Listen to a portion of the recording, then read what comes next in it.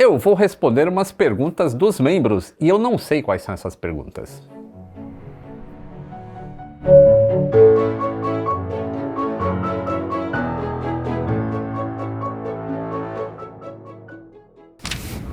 Saudações aeronáuticas! Tudo bem com vocês?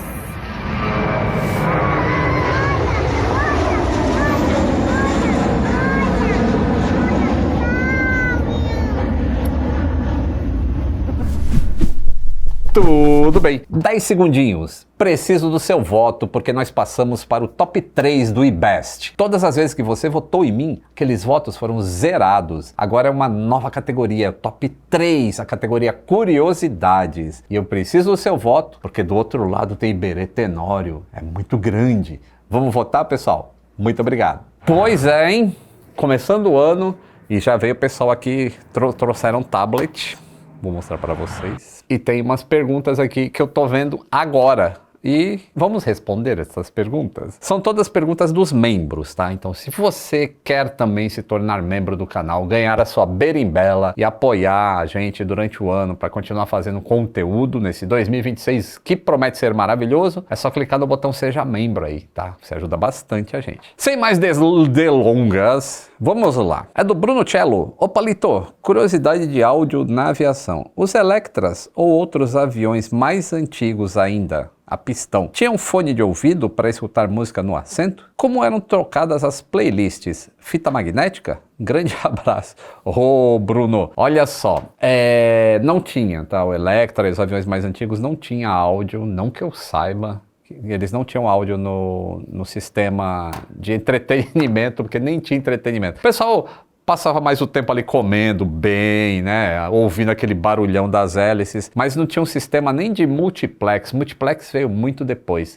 já veio na era do jato já. Então, não tinha. E na era do jato teve uma época que era assim, com fita magnética. Era igual uma fita VHS, só que tinha áudio gravado. E aí ficava tocando vários canais e isso entrava por uns tubinhos na classe econômica, né? Na classe executiva, primeira classe, ainda era um som que vinha por sistema elétrico. Na econômica, eram uns tubinhos. Era como se tivesse um alto-falante tocando em algum lugar e saía por esses tubinhos. E aí você conectava o seu fone de ouvido, que também era um tubinho, igual estetoscópio de médico. E aí você colocava no ouvido e ouvia o áudio que estava saindo ali do furinho do negócio. É igual os incas faziam. Vamos para a próxima aqui. Lourenço Oliveira pergunta: por que alguns aviões parecem sacudir ou meio que tremer mais durante a subida inicial? Isso está relacionado ao fluxo de ar nas asas ou a correntes ascendentes próximas ao solo? Então está mais relacionado à mudança de direção do vento conforme o avião vai subindo. Como ele sobe muito rápido, a razão de subida inicial do avião é muito rápida, ele passa por várias camadas de vento que podem está soprando em direções opostas e aí dá esses trancos durante a subida. Pode ser também, como você fala aqui, correntes ascendentes próximas ao solo. Pode ser também não só ascendentes, como mais densas ou menos densas. Por exemplo, se você decola numa área que está cheia de concreto, rodovia e tudo mais, o ar está bem mais quente ali. Logo em seguida tem uma parte que é o Parque Ibirapuera, aí só verdinho e está mais frio. O ar quente está subindo, o ar frio ali está mais pesado, então ele vai dar esses choques também. É só por esse motivo.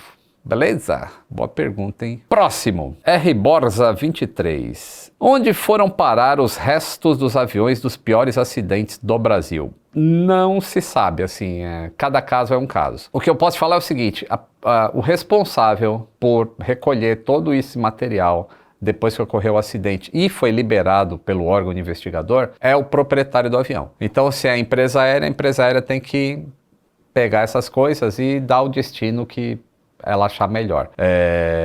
Eu sei que tem empresa aérea que mantém os restos guardados em um galpão, de uns restos de um acidente específico, mas as outras eu não tenho ideia do que é feito. Se elas descartam, realmente não sei. Tá bom? Valeu, Borza. Zinho 11, esse é master já, ó. Lito, por que no 777, especialmente em voos longos, após algumas horas de voo, já em cruzeiro, os pilotos aceleram bastante os motores por alguns segundos e depois reduzem a potência e voltam para a potência que estavam anteriormente? Sempre que viajo em voos mais longos no 777, percebo isso. Obrigado. Ah, sabe o que é, Zinho? É o seguinte, o avião, quando ele decola, ele vai até a altitude inicial dele do voo. Como o avião está muito pesado, ele não pode subir muito. Então ele vai ficar nessa altitude gastando combustível, uma quantidade X de combustível até ele estar leve para subir para o próximo nível de altitude. E quando ele chega nesse nível, o avião está acostumado ali a voar daquele jeito. Mas para subir, ele tem que fazer força. Ele vai precisar subir, nem que seja 1000 pés, 300 metros, mas ele vai precisar fazer força para chegar lá. E é aí que você escuta o motor acelerando para subir, aí depois ele desacelera e fica naquela condição até subir de novo quando gastar mais combustível. E assim vai, se chama step climb. É como se fosse uma escadinha que ele vai subindo pouco a pouco. Cada uma dessas subidas é uma acelerada, beleza? Lima Cruz. Fala, Lito, por que o Boeing 737 que decolam de Congonhas começa a fazer curva para a rota deles bem mais perto do aeroporto do que os A320? Aí eu teria que verificar. É Lima Cruz, acho, né? Lima Cruz. Porque assim, as saídas para os aviões, dependendo para o local que eles vão, né? Porque tem várias saídas diferentes para cada aeroporto, elas são para ser cumpridas da mesma maneira. Então, pode ser que sejam saídas diferentes. E aí você está vendo assim, por exemplo, um Boeing está indo para o Nordeste e está fazendo uma curva X. E um Airbus está indo para o Sul. E aí a curva dele vai ser diferente ou em outro lugar. Tudo depende da saída. Vou até pedir para o Natan, me cobra para eu te dar umas cartas de saída de Congonhas. E aí você analisa assim que as saídas é para ser cumprida, independe do avião, se é um Citation, se é um Boeing, se é um Airbus, se é um Embraer, ela é para ser seguida. Agora, podem ter saídas diferentes, aí você associou que tal avião está indo para um lado, o outro está para outro, tá bom? Valeu. Próxima aqui é do José Carlos Mahafar Júnior. Caramba, difícil de ler aqui. Lito, ainda está valendo aquela regra em que a cabine de comando não pode mais ficar com apenas uma pessoa? Em todos os voos que eu faço, sempre vejo um dos pilotos saindo e ninguém ficando com o outro lá dentro. Ainda é uma norma? Obrigado por tudo. Então, José Carlos, isso é o critério de cada empresa aérea. Houve uma época em que era obrigatório todo mundo deixar. Depois, houve um novo estudo, uma nova análise de risco, e aí algumas empresas, elas optam por bloquear o caminho e fica uma pessoa só, outras empresas acham melhor colocar um comissário. Não vou falar a questão de análise de risco nesse momento, porque isso sempre está mudando, sempre sendo estudado. Mas a resposta correta é não. Não é mais obrigatório ter alguém. Isso fica a critério da análise de risco da empresa aérea. Beleza? Paulo Peada, comandante master também aqui no Aviões e Música. Muito obrigado vocês pelo apoio, hein? Fala, Lito, boa tarde, sou conterrâneo seu, sou de Natal. Potiguar, hein? Lito, considerando que nós não podemos fazer raio-x com muita frequência, as nossas malas não ficam radioativas de tanto passar em raio-x dos aeroportos?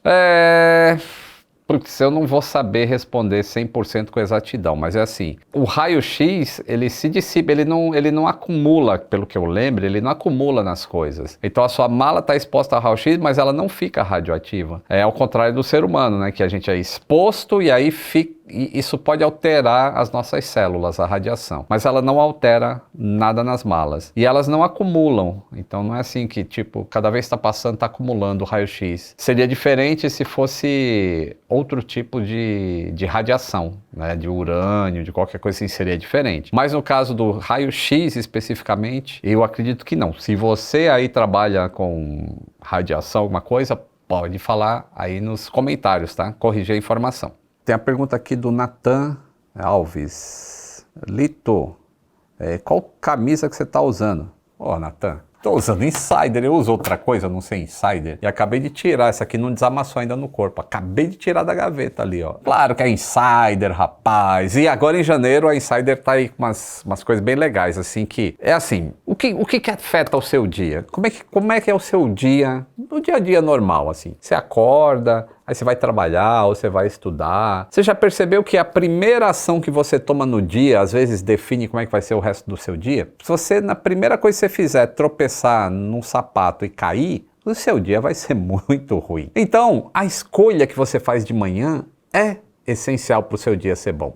Então, eu escolho, por exemplo, vestir uma insider. Eu não preciso pensar se eu vou ficar bem, se eu vou para uma reunião de negócios, se eu vou gravar vídeo o dia inteiro, o que eu vou fazer? Eu não preciso pensar. Eu sei que a insider vai suportar as minhas tarefas do dia a dia. Então, uma coisa que eu não preciso pensar, eu já tenho que pensar em muita coisa durante o dia. A aviação é um negócio muito complexo. Então, se o meu dia já começa, eu pego uma insider e coloco, resolveu o meu problema. Muito legal isso, né? E se você também quer agora que a gente está num ano novo e você, é um ano, né? Todo ano a gente tem aquele, eu vou melhorar como pessoa, vou pra academia, já começa tirando a primeira coisa do dia da frente. Vai no meu cupom LITO, clica aí no link da descrição, vai no site da Insider e pega a sua Insider. E o cupom é dinâmico. Se você nunca comprou um Insider, você tem mais desconto do que alguém que já comprou na loja e sabe o quanto é bom e está voltando para comprar mais, tá bom? Então, é isso.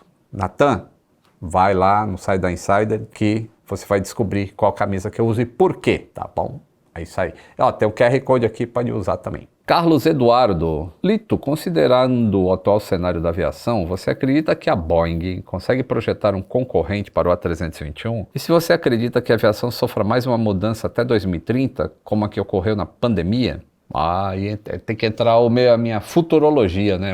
A bola de bola de quê mesmo? Cristal, bola de cristal. Que a Boeing consegue projetar? Consegue.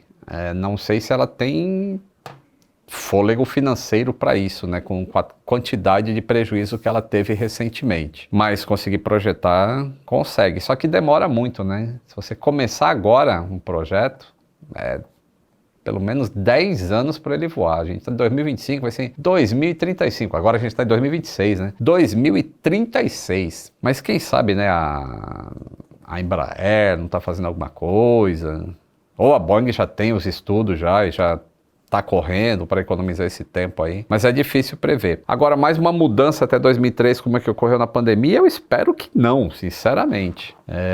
Que ninguém merece aquela pandemia, né? A gente passou por ela, a gente esquece como foi cruel, mas eu espero que não. Valeu, Cadu. Cadu não, Carlos Eduardo. Gerativa 123. Vou fazer uma pergunta que sempre quis fazer. Por que em alguns motores a jato, por exemplo, do 737, tem uma cinta de metal que passa dentro de um furo em todas as blades do fan? Ih, rapaz. Eu acho que ela tá falando, até uma peça que você mostrou um dia, que tem os blades e tem um aro girando. Tá, aquele... Eu acho que é isso. Tá. Gerativa, é assim, aquilo não é uma cinta de metal, né? Aquilo faz parte da própria blade. Tem dois tipos, tá? Tem o do motor do C117, não, do C5 Galaxy, que dá a impressão mesmo que são duas blades separadas, assim, um negócio no meio passando. E tem outra que no caso do CFM, o motor do 737, você vê mais ou menos na metade, tem um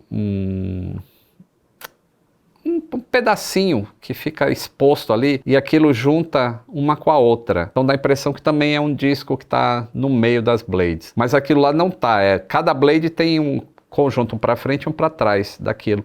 Podia trazer uma blade, né, lá de baixo para cá. Mas enfim, o que é aquilo? Aquilo é para dar rigidez giroscópica no fan. O fan é muito grande, então ele girando, quando o avião faz uma curva, as forças giroscópicas são gigantescas e elas poderiam inclinar as palhetas. E lembra, tem uma palheta girando ali na frente da outra, né? Um círculo completo. Para evitar isso, existem esses apoios na metade. Então, na hora que tem o esforço, um negócio apoia no outro assim e ela consegue suportar essa rigidez até a força sumir. E é esse barulho do negocinho batendo no outro que você escuta quando o avião está com o motor desligado e o vento está fazendo essa blade girar. Aí você escuta aquele tac, tac, tac, tac, tac, tac, tac, tac, tac. Aquilo um negocinho batendo no outro ali.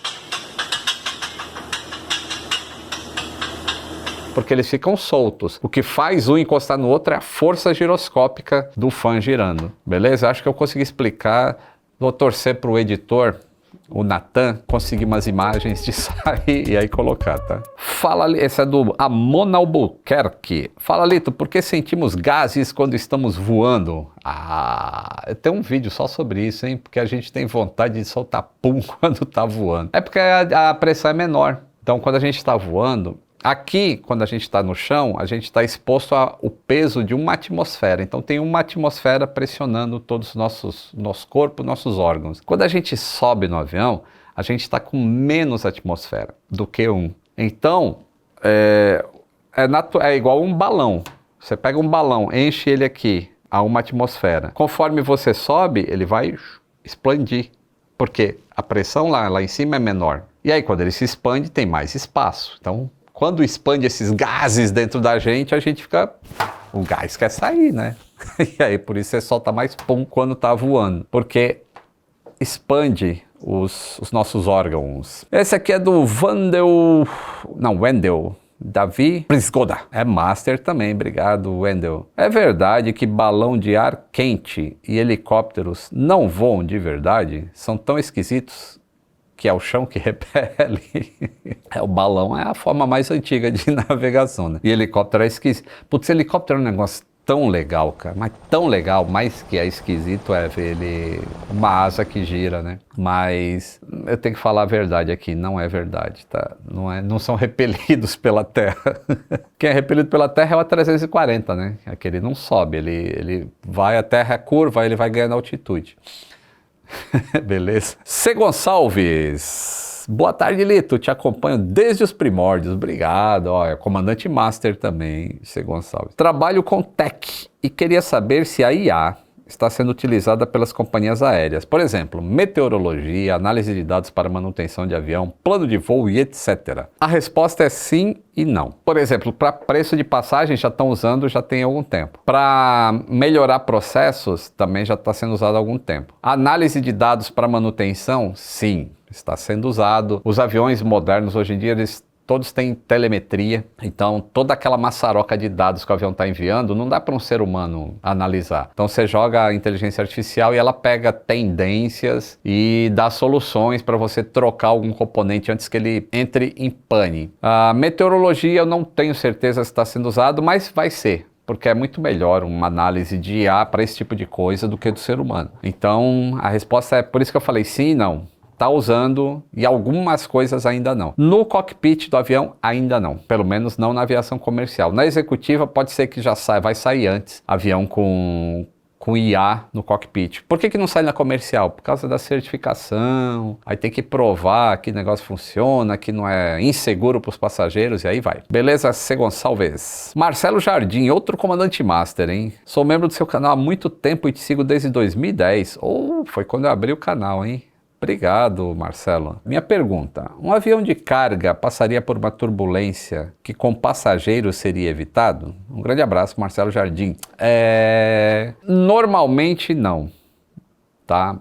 A turbulência, como ela já é plotada ali, os pilotos já têm uma ideia de onde a turbulência está, baseado no plano de voo e nos informes meteorológicos. Então, ela seria evitada normalmente porque ela é desconfortável. Ela não é insegura, mas ela é desconfortável. Então os pilotos também no cargueiro, eles também vão desviar das turbulências, tá? Eles não vão entrar em célula ativa de tempestade nem nada. Vão fazer o procedimento bem parecido com o voo com passageiros normal, apesar da carga não reclamar de nada, né? Marcelo Fernandes. Lito, como você vê a questão dos voos autônomos no futuro da aviação comercial? Rapaz, essa é uma pergunta, ela fica mudando assim, a minha resposta muda conforme o tempo e conforme as coisas vão acontecendo. Assim, a tecnologia para voo autônomo, ela existe já, ela é viável. Agora, eu acho difícil que ela chegue ainda no cockpit por causa da sociedade. Assim, uma pessoa já está aceitando entrar num carro sem motorista, mas a pessoa não tem medo de andar de carro hoje. E a pessoa tem medo de andar de avião, as pessoas têm medo. E aí quando você transporta isso para um avião autônomo, que seria muito mais fácil de fazer do que um carro, né? Porque as variáveis que controlam um avião em voo é muito mais tranquilo, não tem pedestre, não tem um monte de coisa no céu. E o carro tem. Trânsito, motoqueiro, tem um monte de coisa. Então é mais fácil fazer um avião autônomo do que um carro autônomo. Mas a sociedade, eu acho que, sei lá, mais uns 20, 30 anos para tirar uma pessoa da cabine, ficar um só. E ainda vai ficar por muito tempo até sair tudo. Então é assim que eu vejo pelo andar da carruagem. Beleza, Marcelo? Cauã Santana, qual avião mais inusitado que você já voou? Qual avião te surpreendeu positivamente, qual negativamente? Eu acho que o mais inusitado foi o Marquette S-211 que eu voei na Kion. Porque é diferente, ele é um treinador para caça a jato. Ou talvez tenha sido o Ford trimotor, que eu também voei lá em Oshkosh. Bem inusitado, né? Você voar num avião trimotor dos anos 1927. Qual te surpreendeu positivamente, qual negativamente? Positivamente é o 757. O 757 é um avião muito porreta, assim, de muita performance. Ele sobe muito rápido, ele voa muito tranquilo, ele tem espaço. É um avião que, se a Boeing estivesse fabricando hoje, não existiria o A321, porque o 757 mataria o A321. Mas, né, uma escolha que a Boeing fez lá atrás acabou influenciando no que ela está passando hoje. E qual negativamente? Poxa vida, avião que negativamente me afetou. Não é que eu achei diferente voar nele, foi no MD-82, o McDonnell Douglas 82, porque eu achei as mudanças de atitude dele no piloto automático assim, muito bruscas, sabe? O nariz levanta muito rápido, são atitudes, não sei, pode ser que naquele dia tinha alguma coisa estranha, não sei. Mas nem foi negativamente, eu só achei diferente. Acho que negativamente nenhum me surpreendeu não, viu? Acabou? E quero agradecer todos os membros aí que mandaram perguntas. Esse é um vídeo especial para vocês que apoiam o canal. Graças a vocês que a gente consegue manter esse conteúdo, consegue comprar iluminações mais bonitinhas aqui pro estúdio. Então, em agradecimento eu fiz esse vídeo só respondendo a pergunta de vocês. Se vocês curtiram, deixa o like. E se você quer se tornar membro para ter sua resposta também aparecendo em vídeo, então é só clicar no botão Seja Membro aí. Além do seu nome aparecer aqui, ó, na tela final junto com esses amigos, você ainda tem acesso a conteúdos exclusivos, erros de gravação e coisitas mais, tá bom? Um grande abraço, obrigado pela companhia, um feliz 2026 está começando agora e vamos junto. Até o próximo voo.